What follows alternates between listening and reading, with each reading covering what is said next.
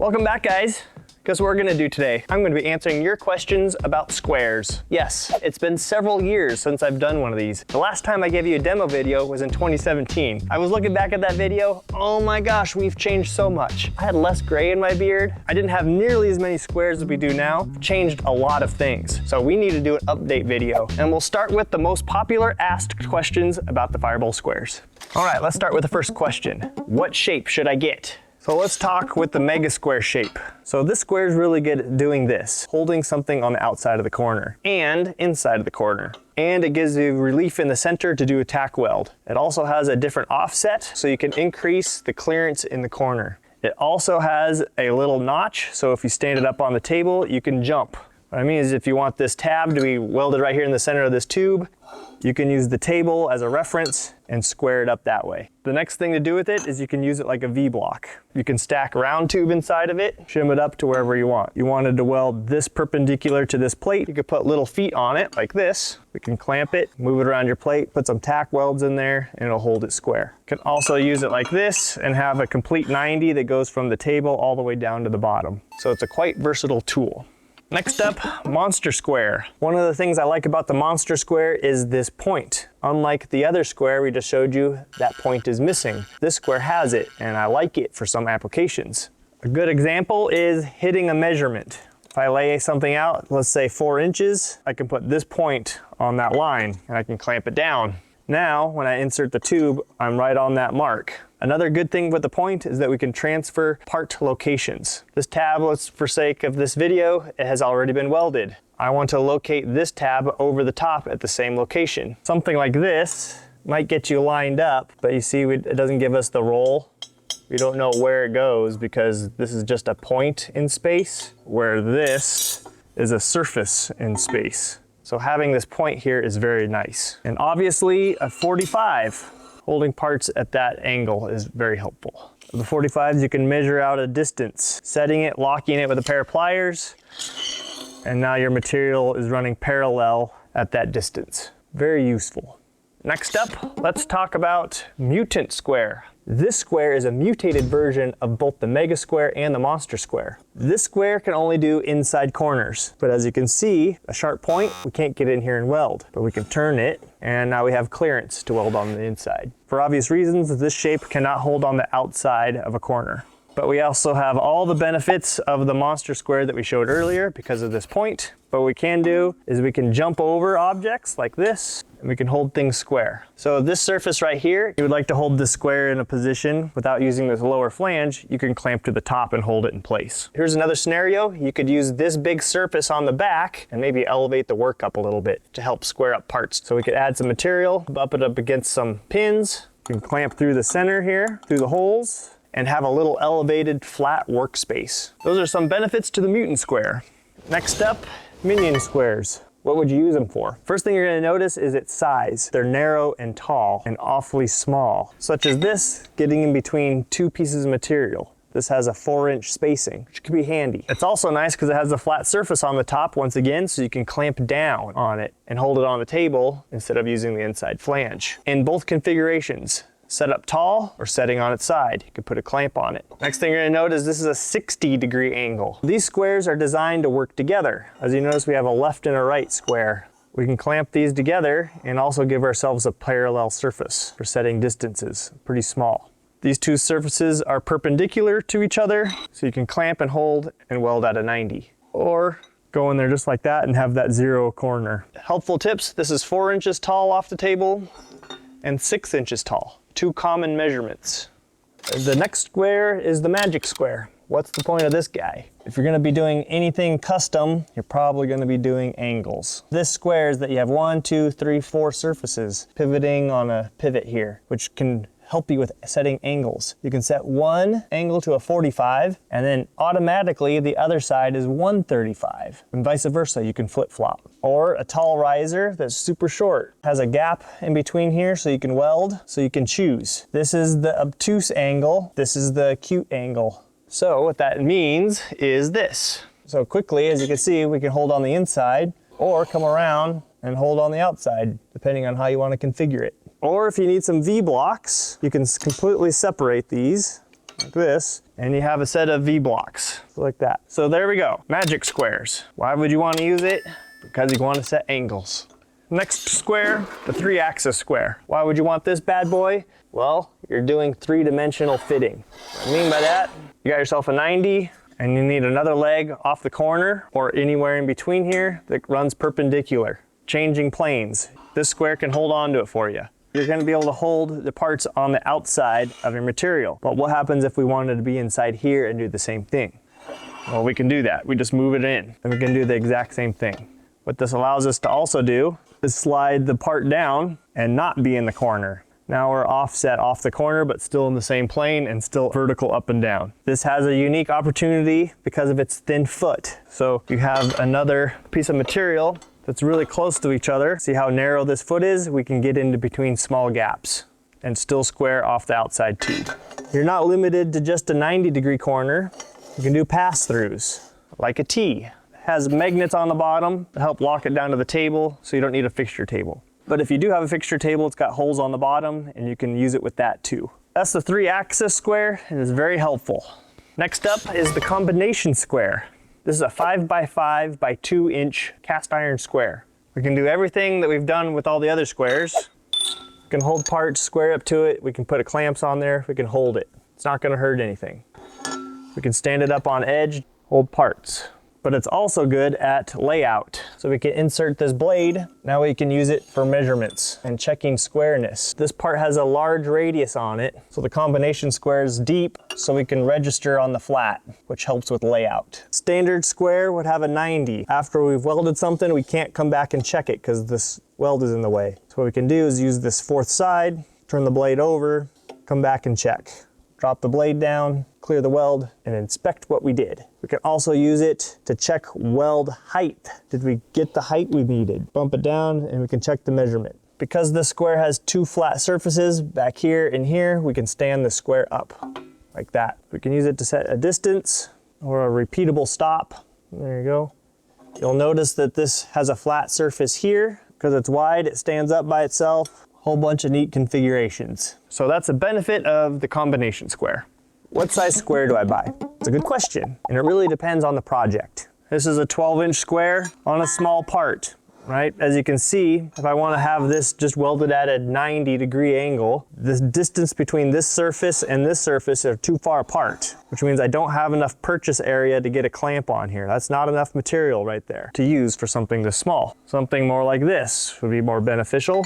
I think that's more appropriately sized. We can get a clamp there and there. We can still get a little tack on the corners and hold it in position. Can even go smaller. It can be quite handy. So the size of the square is going to be determined by your project. Other note, how much reach do you want?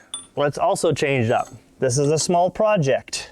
We want this little tab to be welded on top of there. Obviously, small square doesn't fit small project. You can hear I'm just contradicting myself. Jason, you just told me I needed a small square for a small project. Now we have big square for small project. I can reach, I can clear, I can tack weld inside. I can put a clamp right there. This is much nicer. So the idea, small project, small square, that always doesn't hold true. Weld accessibility has a lot to do with what size do you pick. The bigger the square, the more area around the base or object that you have to weld. Something small like this doesn't give you a lot of room inside of there to weld.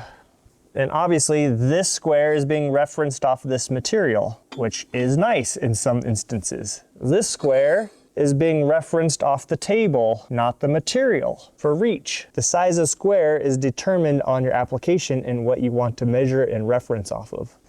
This will hold a round tube vertically because of its small V. Big V don't hold small tubes. Unfortunately, we can't have a one-size-fits-all square. It just doesn't work that way. One more example, small tube, big tube. Don't fit. Fits a little better, probably just right, okay? Still get in there and weld. It's probably the right square for the job with a little smaller square. Outside corner. You can tell if I want to hold these two with this outside 90 like that, this side's good. I have some purchase on that surface, but as you can see, this side doesn't have a whole lot to actually make a difference. When we go to something big like this, look how much more surface we have. We got a lot of length there. We know that when we clamp this, that it's gonna be 90. So this is another application, small project, need big square. So this question is more difficult than what you think. It is nice to have an assortment of sizes based on the project. Got everything from 4 inches all the way up into 20 inches. If you're looking for a square to get started with, that's gonna be able to do a majority of the work, the 8-inch squares are probably gonna be your best bet.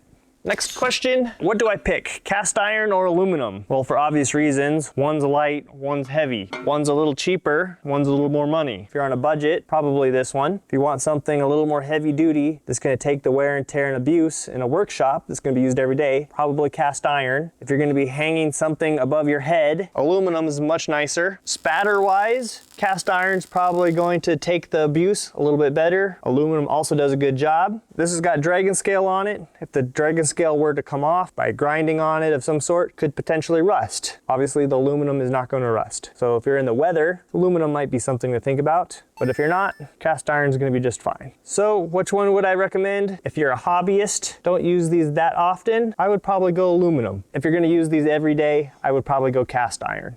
Next question is, what are these holes for? So these holes are for clamps. So I want to reach through the center line of this tube. You can see I needed to pass through to the other side to get the center line of this tubing. And the smaller the tube, the lower you need to go.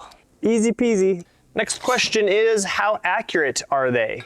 Well, let's talk about accuracy. This is a machinist square. This is very accurate, costs hundreds and hundreds and hundreds of dollars. This is a fabrication square. Doesn't cost hundreds and hundreds of dollars. So therefore this square and this square aren't gonna be exactly the same. But what we're trying to do is get as close to this as possible. We're also trying to give you as accurate a square for the most value. The more accurate these squares get, the more expensive they are. So there's that fine balance. What we do aim to beat is a speed square. If you're used to using this, you're definitely gonna like this. I find it funny at trade shows, people wanna use the speed square to check the fireball square. But reality, we should be using the fireball square to check the speed square. The fireball square is more accurate than a speed square by far. So how accurate is the combination square? Well, this little square has got a trick. It's got adjustment screws right here in the body. So you can dial the blade in as it wears and keep this blade flush to the edge. Because as time goes by, if you didn't have any adjustment, you're gonna just keep gouging back into the body of the square, and then this blade will sit back too far. So you can make this square as accurate as you want. We're down to the thousandth of an inch. And then we have a video online that shows you how to calibrate this. It's really easy. Next question, what accessories are included with the squares? Every square has got these 1/4, 20 tapped holes in them. And that's for these guys. The square is gonna come in the baggie with tabs. So if you get an aluminum square, you're gonna get aluminum tabs of the appropriate size. If you get cast iron, you're gonna get steel tabs, along with thumb screws. You can replace the thumb screws with a bolt or anything you want. And even this L tab is included. What is this for? Let me show you. Generally, if you had one tab, it would look like that, where you'd have to hit this surface and this surface. But the L90 allows us to pivot it out of the way. Now in the corner, we have room to weld. Now, what is with this hole and this hole? What would you use that for? So let's look at a butt weld. And as you can see, in the same location, this edge of this tab is really close to the weld. That's gonna be bad. So what we do is we move it back one hole, just like that. That gives us a good 1/2 of an inch offset, and that gets that tab out of the way. Now you're probably saying, Jason, what's that hole for? Let's take this situation. We want to weld this tube steel down to this plate. Obviously our tab is interfering with the weld. What we do is we flip it and we move it to this hole up here. Now the tab is up, out of the way, and we can weld all the way around it. Can you mix and match? Absolutely. We even got them Mondo size for the big 20-inch squares. Can you interchange these? Yes, these two are interchangeable. These ones are not, they're a little too big. We also have pins that can thread in. These can be stops or elevators. You've seen me use these in the past. Depending on what size material you're working with, we can use it to hook. Now it works like a speed square. You can use it to locate stuff like that, perpendicular. Okay, and we have holes on both sides, so you can flip them around depending on your needs. The pins are sold separately, depending on what you need. You can use the standard cowboy, which is the 2 equal length arms, but I find they get in the way a lot. So what we've developed is this, the mantis grip plier. They get into much smaller spaces. These are the 11s and these are the 8s. It has a short arm, long arm. So what it can do is reach in through the holes a little easier through the top and hold on to material and grips. Can you get this one to do that? Yes, but what you do is you lose capacity, remember? Because this is the point of contact. Some of the squares, the windows are just getting smaller and smaller and smaller. So you're gonna need something like this to reach down into the hole. If you wanna do this setup, you're gonna need a small pair of pliers like this to get down into the corners. These big cowboys won't fit. They just don't fit very good, kind of wedging up against everything. Where if you look at these clamps, the Mantis pliers, I can get down all the way, I can get as far out as I want, there and there. Even the big guy will fit into that small area. Well, these are the big macho mans. See how they get in that small nook. All right, so that's the pliers that I suggest using with the squares, both of those sizes. You're gonna really love these guys. Next question is, how do you repair a square? If you drop a square, get a ding or a nick in it, as long as the square isn't cracked, it's definitely repairable. It might have some dings and dents on it, but it's really not gonna affect the performance. I have rarely seen a destroyed square. A lot of them are very cosmetically damaged, a lot of scratches, surface imperfections from spatter, and you can use a file to remove any high spots. Some Scotch-Brite, you can sand away any visual scratches, but overall it doesn't affect their performance. And here's some product testing where I dropped the Mega Square several times to try to get it to break. And as you can see, it's pretty tough. All right, next question is, does weld spatter stick to them? Simple answer is, yes, kinda. Here's a very early square that I still use here in the workshop. This is probably like a 2017 when this one was made. You can tell because it doesn't have any bosses on this surface. There's some weld spatter inside this flange right here. Let me just show you how easy it pops off. I'm just gonna give it a little bump with the scraper. Bonk, that was it. Watch that one. Oh, that one just practically fell off. Oh, that one rolled off too. There's one right there in that window. I'll just show you how easy it pops out. Dink, gone. So as you can see that the outside surface, there's been a couple little spatters there on the corner, but you can't even like feel them. They just kind of just pop off. And even if it does stick and happen to remove the surface, it's below the surface, which means is you can just remove any spatter with a scraper. Our new styles have dragon scale on them. The dragon scale helps with rust, and it's one extra layer of protection that the spatter does not want to stick to it. So does the spatter stick to them? Kinda, but not really. That's why they last a long time and they can last a lifetime. And the aluminum is about the same way. What happens if they get rusty? Remember, these are early ones. These ones do not have dragon scale on them. Let's fix it. So here's what we're gonna use. A little piece of red Scotch-Brite, orbital sander, just like that, WD-40. Spray it, let it soak for just a little second, and we're gonna rub it down. So for the sake of time, I'm not gonna do the whole thing, but I'm just gonna show you. With a little bit of elbow grease, you can fix them. That was just a few minutes. A little more sanding, this would have cleaned up even more. You don't wanna use a wire wheel or anything like that. You can still see the machining marks in here. We haven't damaged the square at all. And if you really wanted to get crazy, you can dip them in Evaporust. It is safe to use a sandblaster, but don't get too crazy. Glass bead would probably work really well. Those are two methods to repair a rusty square. Another popular question is, where are they made? Right here in USA. These are cast in Spokane, Washington, and then I have machine shops machine them all over the United States for me. Because of that, I have direct control of how accurate we make these things. And over the years, we're trying to make them more and more accurate, refining our process. How do we hold them down in the fixture? How do we get better speeds and feeds? And overall trying to really improve the overall product. They're pretty cool.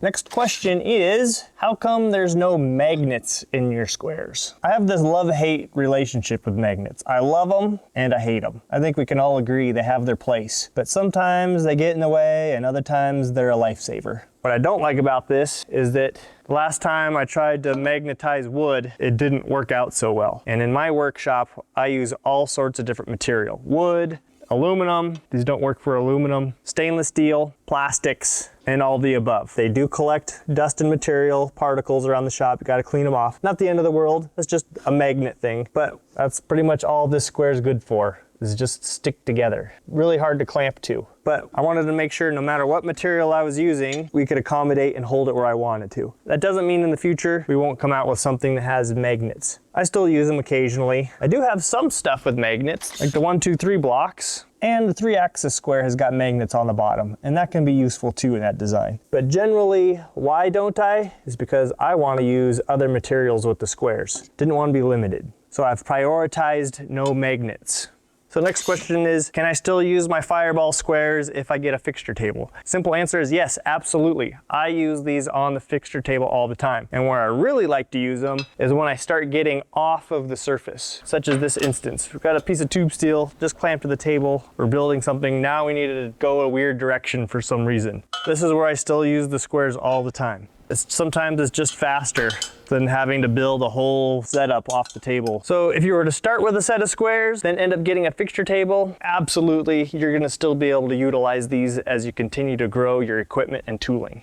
So it's come to my attention that there's some counterfeit squares floating around. The question is, how do you spot one? So if you were to get one of these counterfeits, unfortunately, I wouldn't be able to help you. So take that in consideration. So I have a set of counterfeit minion squares right here. And the first thing you're gonna notice is there's no Fireball label inside. It's all blank. If it's not branded, it's not a real Fireball product. The next thing I notice is the castings are very rough inside. The surface finish isn't the greatest, and you have some machining mess ups on some of the corners. The other thing I notice is the deburring is very rough. The next thing you're gonna notice is the threads. None of the screws go in. This is really gonna make it difficult to put the tabs on. So that is very inconvenient. So here's the real versus the counterfeit. Look how much nicer the casting is inside. The surface finish is much smoother. All of these have been deburred with a milling machine that runs around the outside edge. And of course, the chamfers are all very nice, neat, and tidy. So those are a few ways you can identify a counterfeit. How many squares do you need? Here's what I recommend. 4 squares. 4 squares will allow you to build an entire box, all fixtured up and held in place. I'm gonna use this one that's already welded as an example. What you're gonna wanna do if you're building a box, you're gonna wanna hold all your pieces together. And that way you can adjust and move each individual component before you weld it, and you can really get your shape dialed in. And 2 of each style, whatever you guys prefer, is also very helpful. And you might find that you're gonna like one style more than the other, and you might wanna add those as you go. And of course, different sizes always helps. Because remember, you can combine all of these squares to do a whole bunch of other things. So they really work well together. Well, whew, that was pretty wild. Hopefully I answered all your questions, but I know you guys are gonna have more. So go to the Fireball Tool forum, ask me anything you want, and I'll answer them in the next video. So thank you guys for watching, and I'll see you then.